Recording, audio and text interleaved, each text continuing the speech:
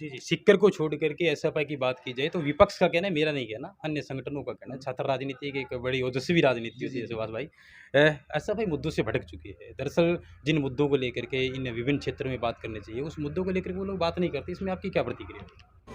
अगर आपने हमारे चैनल को सब्सक्राइब नहीं किया है तो चैनल को सब्सक्राइब करने के साथ साथ इस बेल आइकन को प्रेस करें ताकि आप देख पाएं हमारी वीडियोस सबसे पहले। नमस्कार, मैं मंगला नायक और आप देख रहे हैं कबीर की न्यूज़। आप सबको पता है कि पंपलेट्स के माध्यम से, सोशल मीडिया के माध्यम से SFI student federation of India का राज्य सम्मेलन दिनांक 25, 26, 27 नवंबर 2022 को इस बार नौहर में होने जा रहा है। माना जा रहा है कि इसमें लगभग 320 ऐसे प्रतिनिधि हैं माकपा के, स्टूडेंट फेडरेशन ऑफ इंडिया के, जो इस सम्मेलन में भाग लेंगे। मेरे साथ स्टूडेंट फेडरेशन ऑफ इंडिया के राज्य यानी कि प्रदेश अध्यक्ष सुभाष जाखड़ जी मेरे साथ मौजूद है। सुभाष जी, सबसे पहले तो हमारे चैनल में बहुत बहुत धन्यवाद और स्वागत। बहुत बहुत नमस्कार सर। बिना किसी औपचारिकता किए हुए मैं प्रेस कॉन्फ्रेंस में थोड़ा लेट हो गया। मैंने दर्शकों को जिस तरीके से बताया कि राज्य सम्मेलन की बड़ी ज़ोर शोर के साथ में इंदौर में तैयारी चल रही है, क्योंकि निकट विधानसभा भादरा बलवान पूनिया माकपा के चुने हुए विधायक है। तो ऐसे में जाहिर सी बात है कि राज्य सम्मेलन किस कगार पे होगा, किस तरीके से होगा, ये कहना कोई अतिशयोक्ति नहीं है। क्योंकि राज्यसभा सांसद तो मैं नहीं कह सकता, लेकिन राज्य के अंदर जितने भी चुने हुए प्रतिनिधि हैं वो लगभग इस सम्मेलन में भाग लेंगे। सुभाष जी, मेरा एक सीधा और स्टिक क्वेश्चन है। आपने प्रेस कॉन्फ्रेंस के माध्यम से मेरे जो साथी पत्रकार से उनके सामने आप बातचीत कर रहे थे, हालांकि जिस इलाके से आप लोग बिलोंग करते हैं, सिक्कर एक एसएफआई का गढ़ है और माना जा रहा है कि सिक्कर में एसएफआई को मात देना एक कहना इस तरीके से होगा कि भाई ये तो आप लोग सोच भी नहीं सकते कि एसएफआई को आप लोग हरा सकते, इतनी बड़ी यूनिट है। आज तक कांग्रेस सरकार की जहाँ तक बात आती है, आपने कहा कि नई शिक्षा नीति के आधार पर हम लोग विरोध कर रहे हैं, हम लोग जो निजीकरण है उनका विरोध कर रहे हैं। तो आपकी अगुवाई के अंदर पिछले 3 सालों के अंदर कितने आंदोलन किए गए? सर, सबसे पहले तो नमस्कार है, और आपके चैनल के ऊपर जितने भी आपके दर्शक हमें सुन रहे हैं, जी जी, उन तमाम का अभिवादन। और जैसा कि आपने बताया कि हमारा एसएफआई राजस्थान का 21वां राज्य सम्मेलन नौहर के अंदर इस बार होने जा रहा है। और इस राज्य सम्मेलन के अंदर है जो हमारा उद्देश्य है, जो हमने हमारी थीम दी है, हमने नारा दिया है कि सार्वजनिक शिक्षा को बचाएंगे और शिक्षित और शोषण मुक्त समाज बनाएंगे। ये हमने नारा दिया है सम्मेलन का। और अभी आपने हमसे पूछा कि पिछले 3 साल में आपने जो गहलोत जी की सरकार रही है उनके खिलाफ आपने कितने प्रदर्शन किए, क्या किए। देखिए, एसएफआई प्रत्येक विद्यार्थी तक शिक्षा पहुंचाने की बात करता है जी। जो भी वंचित विद्यार्थी है, जो शिक्षा से वंचित ना रहे, शिक्षा की हम बात करते हैं। और हम ये बात सरकार के साथ में, दावे के साथ में करते हैं, चाहे वो कांग्रेस की सरकार हो या भारतीय जनता पार्टी की सरकार हो। हम ये बात करते हैं कि शिक्षा पे जो खर्चा हो बजट का 10वां हिस्सा होना चाहिए। लेकिन आज तक बीजेपी या कांग्रेस की कोई भी सरकार रही है 3% से ज़्यादा एजुकेशन पे आज तक बजट का हिस्सा खर्च नहीं किया है। इस पे लड़ाई हमारी आज तक जारी है।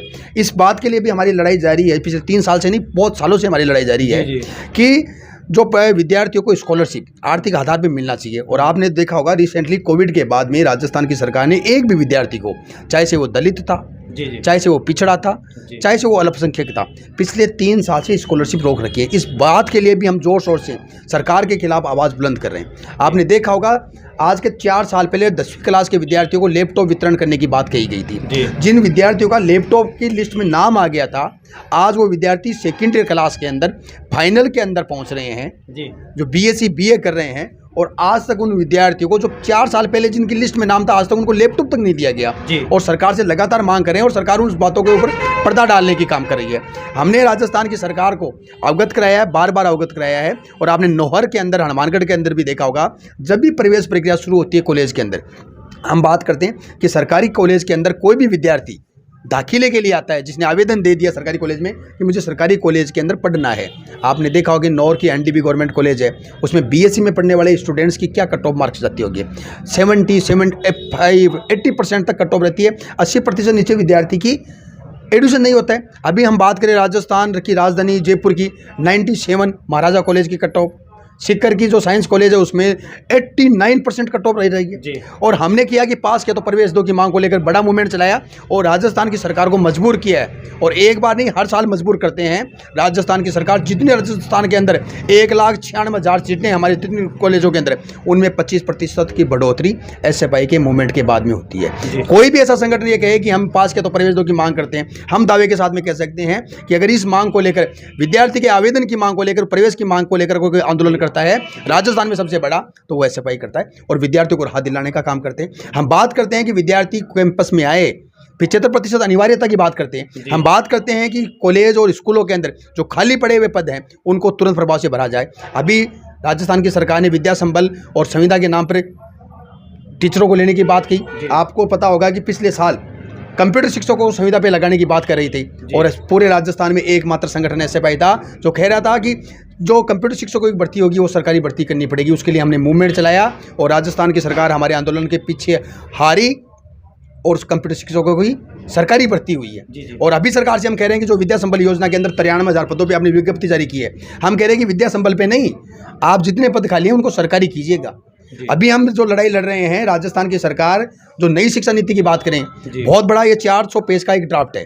जब इसको हम पढ़ेंगे और उसका निष्कर्ष निकालेंगे तो आने वाले 2035 तक जितने भी हमारे सार्वजनिक सेक्टर हैं, जितनी सरकारी कॉलेज विश्वविद्यालय हैं, वो सारे के सारी निजी हाथों में चली जाएगी। ऐसी योजना उन लोगों ने बनाई है। हम कह रहे हैं कि सरकारी कॉलेजों को, सरकारी विश्वविद्यालयों को यूजीसी का जो ग्रांट बंद किया वो ग्रांट मिलना चाहिए, ये पूर्णतः रूप से सरकारी होना चाहिए।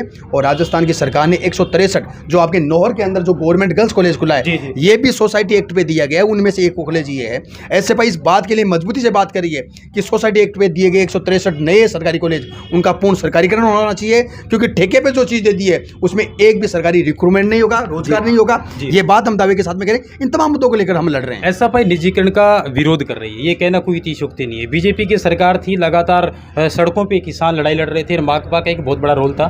नौहर बादना क्षेत्र की बात की जाए तो कॉलेज की जहाँ तक विकास की बात आती है तो एसएफआई खूब संघर्ष करती है, कहना कोई गलत नहीं होगा। लेकिन मेरा जो अहम सवाल है निजीकरण के खिलाफ आपका मूवमेंट है, लेफ्ट जानी जाती है इस बात को लेकर के।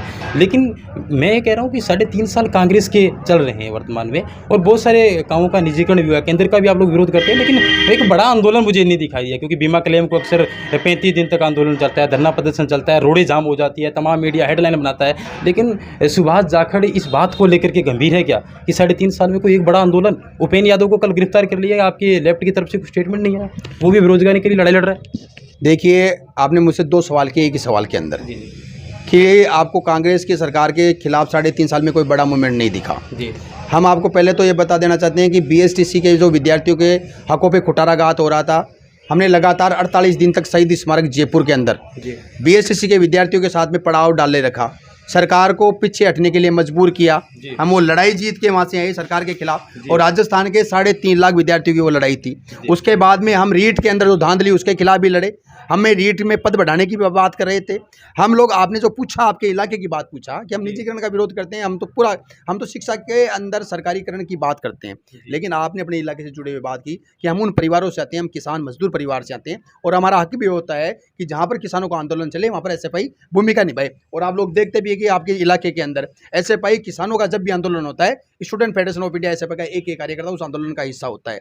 लेकिन आप कहें कि बीमा क्लेम के अलावा आपने किसानों को एकजुट करने का काम नहीं किया, तो ये बात तो मैं मेरे एसएफआई के फ्रेंड से तो नहीं कह सकता। लेकिन जो होता है कि कम्युनिस्ट पार्टी की बात है, ये उनका मसला है, ये किसान सभा का मसला है। लेकिन किसान सभा और कम्युनिस्ट पार्टी जब भी आह्वान करती है तो हमारे मुद्दे ऐसे हैं कि हम किसान परिवार से हैं, मजदूर परिवार से हैं, इसलिए हम उन आंदोलनों का हिस्सा जरूर होते हैं। 320 जो कैंडिडेट जो आपके आएंगे उसमें माकपा भी होंगे, डीआईएफ के सदस्य भी होंगे और स्टूडेंट फेडरेशन ऑफ इंडिया के होंगे। क्या एसएफआई सुभाष जाखड़ बड़े जोर शोर के साथ उनके सामने बात रखेगा कि भी राजस्थान की विधानसभा में जब भी बात जाए तो बलवान पूनिया भी बड़े हुंकार के साथ कहे कि नहीं, राजस्थान के विद्यार्थियों के साथ कुठाराघात हुआ है, निजीकरण को लेकर के वो लोग लड़ाई लड़ेंगे, बिजली के संकट को लेकर के लड़ाई लड़ेंगे। आपके विधायक महोदय माकपा के जो बलवान जी पूनिया लेफ्ट में एक बहुत बड़े शक्तिशाली पावरफुल है पूरे राजस्थान के अंदर, वो विधानसभा के आगे धरना लगा देते हैं पानी की मांग को लेकर के, इनकी दुरुस्त करने के लिए। क्या आने वाले 1.5 सालों में कोई बड़ा मूवमेंट देखने को मिलेगा?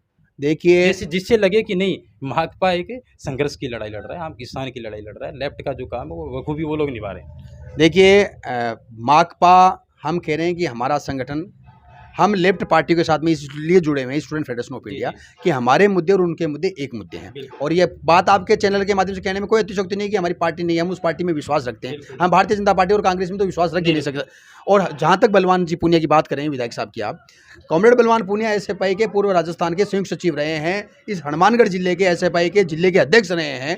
और विद्यार्थियों का जहाँ पर आंदोलन होता है, जहाँ पर किसानों का मूवमेंट बात होती है, जहाँ पर नौजवान की बात होती है, बलवान पूनिया उनके बीच में रहता है। और राजस्थान की विधानसभा के अंदर जब भी वो जाते हैं, वो विद्यार्थियों की तरफ से हमसे पूछते हैं कि विद्यार्थियों के क्या मुद्दे जो हमें विधानसभा में रखने हैं। और आपको ये बात मैं कहना चाहता हूँ बड़े गर्व के साथ में कि पंडित दीनदयाल उपाध्याय शेखावटी विश्वविद्यालय, उसके नामकरण की चेंज की बात हम कर रहे थे कि शेखावटी विश्वविद्यालय नाम होना चाहिए। पंडित दीनदयाल उपाध्याय कौन है, इस बात का क्वेश्चन, जो सीकर का क्वेश्चन है, वो बलवान पूनिया ने हमारे कहने से लगाया। उन्होंने लगाया हमारे कहने से कि 163 महाविद्यालय जो आपने निजी हाथों में दे दिए उनका क्या है। उन्होंने स्कॉलरशिप के लिए लगाया, उन्होंने खेल विश्वविद्यालय झुंझुनू के लिए लगाया, उन्होंने कृषि महाविद्यालय हनुमानगढ़ में खोला जाए। इस बात को बड़े मजबूती के साथ में विधानसभा के पटल पे रखा है। वो विद्यार्थियों के साथ हमारे साथ में बने हुए, हमारी स्कॉलरशिप की वो बात करते हैं, नौजवानों को रोजगार की बात करते हैं। कोई भी ऐसा मुद्दा बताइए कि जिसके ऊपर सरकार के खिलाफ ना लड़े हो। जी, सीकर को छोड़ करके एसएफआई की बात की जाए तो विपक्ष का कहना है, मेरा नहीं कहना, अन्य संगठनों का कहना है, छात्र राजनीति की एक बड़ी ओजस्वी राजनीति होती है सुभाष भाई। एसएफआई मुद्दों से भटक चुकी है। दरअसल जिन मुद्दों को लेकर के इन विभिन्न क्षेत्रों में बात करनी चाहिए, उस मुद्दों को लेकर के वो लोग बात नहीं करते। इसमें आपकी क्या प्रतिक्रिया है? देखिए, मैं आपके चैनल के माध्यम से उनको मैं जवाब देना चाहूँगा। और आपने भी देखा होगा कि हमने हमारे मुद्दे, सबको शिक्षा मिलनी चाहिए। और हम तो कहते हैं कि लड़ो लड़ाई पढ़ने को, पढ़ो पढ़ाई समाज बदलने को। शिक्षा और संघर्ष के नारे पे पहले भी चल रहे थे, आज भी चल रहे हैं। और जो संगठन कह रहे हैं कि मुद्दों से भटक गए हैं, शायद वो मुद्दों से भटक गए हैं। आपने कभी भी एसएफआई को किसी भी जो सांप्रदायिकता का कोई सांप्रदायिकता जहाँ पर बढ़ती है, उसका कभी भी इन्वॉल्व एसएफआई नहीं होती है। लेकिन जो लोग हम पे आरोप लगाते हैं वो उनका हिस्सा होते हैं। हम सांप्रदायिकता रोकने वाले लोग हैं, हम भाई को भाई से जोड़ने वाले लोग हैं। जो लोग हम पे आरोप लगाते हैं वो भाई को भाई के आधार पे, धर्म के आधार पे लोगों को लड़वाने का काम करते हैं। उन लोगों को खुली चुनौती आपके माध्यम से, आपके चैनल के माध्यम से कहना चाहते हैं कि एसएफआई तो पहले भी विद्यार्थी मुद्दों के ऊपर लड़ती थी, आज भी विद्यार्थी मुद्दों पर लड़ रही है, आने वाले कल को के ऊपर भी। अगर उनके आप डिमांड चार्ट में देखेंगे, कम से कम एसएफआई का डिमांड चार्ट आप पढ़ोगे, और अभी हमारे इसका मूवमेंट का अभी जो हमारा ये सम्मेलन हो रहा है, इस सम्मेलन के भी अगर आप उठा के देखेंगे, एक भी आपको ये सब चीज़ मिल जाए, एक भी हमारी डिमांड ऐसी मिल जाएगी जो विद्यार्थी मुद्दों की नहीं है, तो आप जो कहे वो हम करने के लिए तैयार है। लेकिन जब भी उनका कोई पेन बैनर, कभी उनका पंपलेट, कभी उनका डिमांड चार्ट देखें तो उनमें देखेगा। उन लोगों से तो मैं आपके चैनल के माध्यम से कहना चाहता हूँ कि हम जो डिमांड उठाते हैं, हम जो ज्ञापन राजस्थान सरकार को, भारत सरकार को या कॉलेज के अंदर देते हैं, वो हमारी कॉपी करके आंदोलन करते हैं। तो धन्यवाद आपका सुभाष जी बात करने के लिए। उम्मीद करेंगे कि आपका जो राज्य सम्मेलन है वो अच्छे से संपन्न हो। और मैं दर्शकों को कहना चाहूँगा कि एसके महाविद्यालय के ये प्रेसिडेंट भी रह चुके हैं, और लगभग में अगर अनुमानित आइडिया 320 ऐसे प्रतिनिधि है जो इस सम्मेलन में भाग लेंगे। वीपी सानू राष्ट्रीय अध्यक्ष एसएफआई के केरल से आएंगे, वहीं कामरेड यूसुफ ताराबंगे जो पूर्व विधायक जम्मू और कश्मीर के हैं, और तापन सिन्हा किसान नेता पश्चिम बंगाल के इस प्रोग्राम में पहुँच रहे हैं। और हमारे भादरा विधायक कॉमरेड बलवान पूनिया भी अतिथि के रूप में विराजमान रहेंगे। वहीं पे मयूख विश्वास राष्ट्रीय महासचिव एसएफआई पश्चिम बंगाल के भी इनके बीच में रहेंगे। राष्ट्रीय संयुक्त सचिव हिमाचल प्रदेश और राजस्थान के पूर्व राष्ट्रीय संयुक्त सचिव मंगेश चौधरी भी रहेंगे। तमाम लोगों के विचार सुनने को मिलेंगे। हम वहीं उसी दिन शायद आप लोगों को अपडेट के माध्यम से लाइव प्रसारण भी इस प्रोग्राम का दिखाएंगे। लेकिन सुभाष जाखड़ से हमने बात की, उम्मीद करेंगे एसएफआई इसी मुद्दों को लेकर के, तमाम मुद्दों को लेकर लड़ते रहेंगे। आपके चैनल में टाइम दिया, आपका बहुत बहुत धन्यवाद। जय हिंद, जय भारत। जय हिंद, जय भारत सर। अगर आपने हमारे चैनल को सब्सक्राइब नहीं किया है तो चैनल को सब्सक्राइब करने के साथ साथ इस बेल आइकन को प्रेस करें ताकि आप देख पाएं हमारी वीडियोस सबसे पहले।